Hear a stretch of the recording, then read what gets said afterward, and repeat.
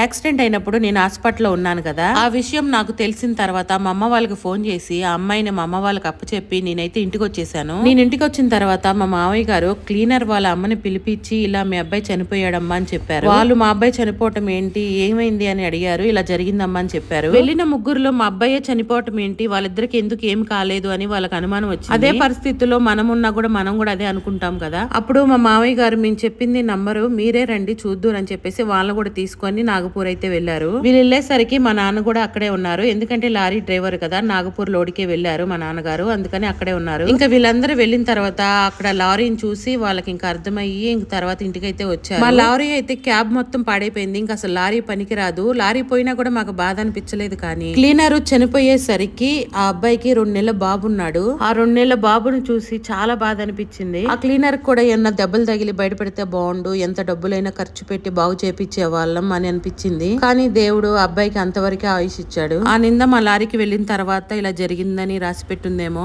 ఏదేమైనా ఘోరం అయితే జరిగిపోయింది. ఆ రోజు యాక్సిడెంట్ లో మా వారికి కూడా భుజానికి కాలుకి ఎముకిరిగిపోయింది. ఆ దెబ్బలు ఇప్పుడు కూడా అప్పుడప్పుడు బయటపడతా ఉంటాయి. ఒక్కొక్కసారి నొప్పితో చాలా బాధపడతా ఉంటారు. మా అన్నయ్యకి స్టీరింగ్ పొత్తి కడుపులో గుచ్చుకుపోయి చాలా బాధపడ్డాడు. ఇంకెలాగో చనిపోయిన వ్యక్తిని తీసుకురాలేము కాబట్టి మేము ఒక పని చేశాము.